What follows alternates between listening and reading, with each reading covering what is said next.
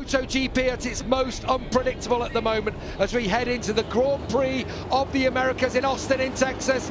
And away we go as the lights go out on a fantastic start from Martin, but look at Jack Miller. He also got a good go away. He's going to have the line down into turn one. Keep an eye on Bagnaia too. Quartararo's going to be in a sandwich of Ducatis through there. He's made an excellent start, but it was Jack Miller who got off the line superbly to take the lead. In second place is Jorge Martin. Then it's Pecco Bagnaia battling with Bastianini, and Quartararo lining up just ahead of Johann Zarco in fifth place. Yeah, so it's 4 Ducatis in front, so Quartararo's managed to get past one of them so and far. Marc Marquez is at the back of the field.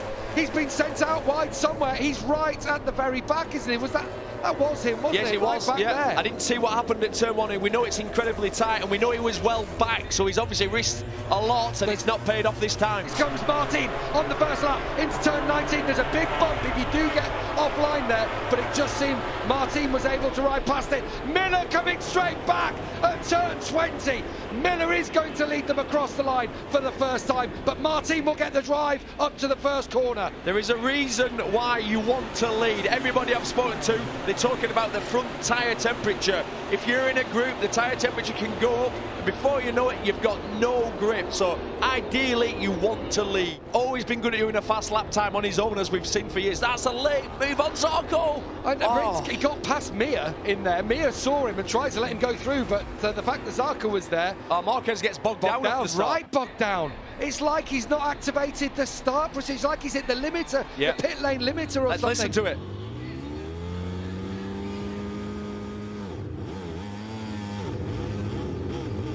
Oh my goodness me, nothing at all he could do there. That just, the launch controllers just not worked. Yeah, it was almost like he was trying to set off in second gear or third gear, but there is nothing that he can do. Here's Zarco into turn 12, surely going to run it wide. He will have the inside line though as we go into turn 13. Bagnaia just lays the bike back in front of him though. Zarco just a little bit deep, didn't make it work on that occasion.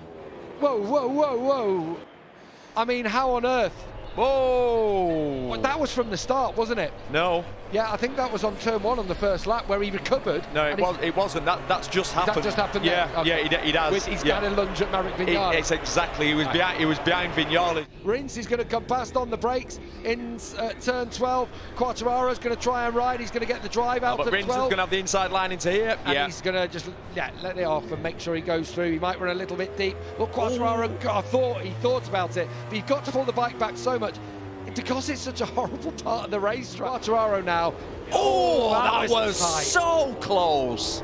Mir will have the inside line through turn 2, but Quartararo's just doing everything he can, trying to hold on in front of Joan Mir. It looked like they were going to get... I was worried the curb's quite high on the inside there. You clip that curb with your front tyre, you're definitely going down. We've seen a couple of people crash already this weekend, one in a race earlier today. Look, here we go again. Alex Rins now starting to come into this one. Remember, the only other race winner in MotoGP, and Rins is past Pecco Bagnaia for 5th. Marc Marquez is on the back of Pol Espargaro. That was so close. I mean, watch him reappear now on the right. The millimetre. That was millimetres. Precision. And that. And that. As that beautiful exhaust of the Suzuki fires past on Johann Zarco, and Rins is now up into 4th place. Look at that though. Mirror signal. I mean, past, even with the Suzuki. But the problem was also Rins was tight in there to gone in a little bit deep there. Is Rins going to get him back? Yeah, that is the problem. You outbrake someone, but then you go a little bit wider and it really affects your exits. And Marc Marquez now trying to go through on the inside of Pol Espargaro, and Pol has to give way, tried to hold on bravely on the outside, but knew that Marquez wasn't going to give up the position. I think we're going to see another mistake here. Oh, this is from Marc Marquez. Oh, look at him fighting through the bumps at turn 10, but he just keeps it pinned. He lost a chunk of time on that lap. Oh, here comes Johann Zarco down this 3/4 of a mile. But Rins is going to be straight.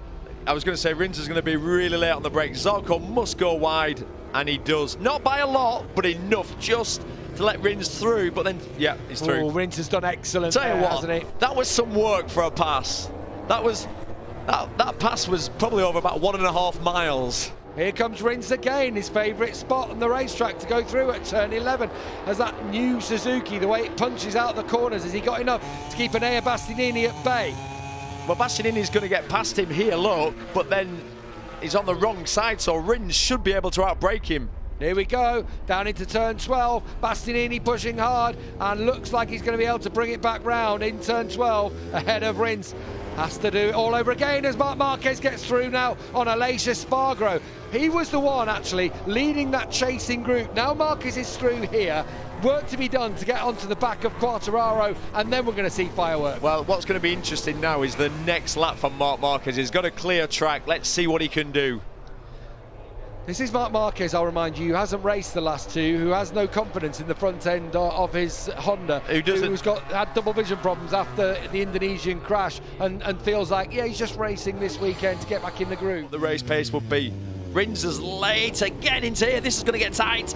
It really is. Rins will have the inside line. He'll try and run Enea Bastianini up and onto the cones. And Bastianini was able to get the power down on that. And look at that. How would you outbrake that motorcycle now? Thriller Miller is told 9 laps to go. 0.4 of a second, and he is pulling away from Jorge Martin here, and Enea Bastianini has seen that. Martin maybe starting to struggle a little bit, and Bastianini pulls the pin and goes into second place at turn 1. Here we go, we're on board with Enea Bastianini. He's going to go for it. He is. He's going for it now. Into turn 12, and Enea Bastianini, the race winner at the opening round of the championship in Qatar, takes the lead in the Grand Prix of the Americas. It was no flash in the pan. Enea Bastianini's back, and he is leading in this Grand Prix in Texas. What has Jack Miller got? We've seen him struggling over the last couple of laps. Can he respond in any way, or can Bastianini pull enough of a gap? Yep, of course, Marc took Martin out of action there. It's going to be tight into turn 1, and Martin there had to sit up in the end. Yep. Marquez applied the pressure, and Martin had to roll out. 3 down on Alex Rins, who is closing all the time on Jack Miller. Oh, that's tight for Quartararo, but he's done it again. Same place he had a go at Zarco. So Fabio Quartararo following Marquez through on Martin. Here we go, we're going to have the block pass. It's going to be the same one again. It's coming. Oh, did they clip then? It looked like it. I'll tell you what, Marc won't take that one. And I think it was a case there of Quartararo just bit off a little bit more than he could chew. Got a little bit too close, I think, and Marc had a moment, and then that pushed Fabio wide.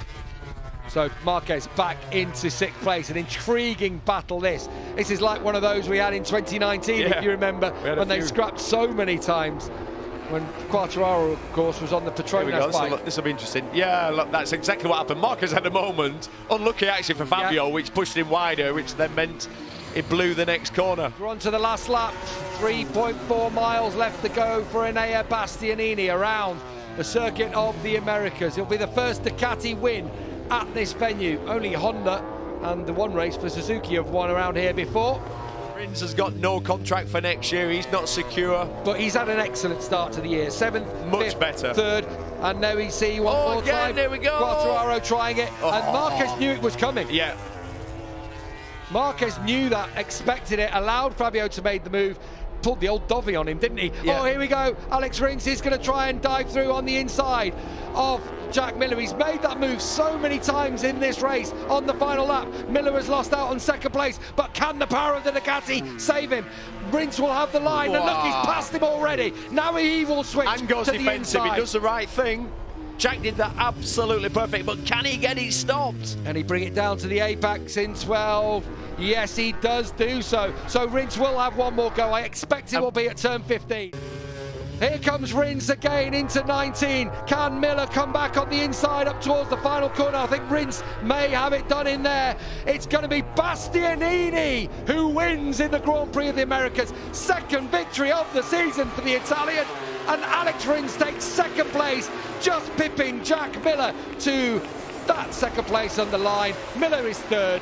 Mir is 4th, Bagnaia is 5th, Marquez holds off Quartararo from 6th, but it's a story of what might have been for Marquez.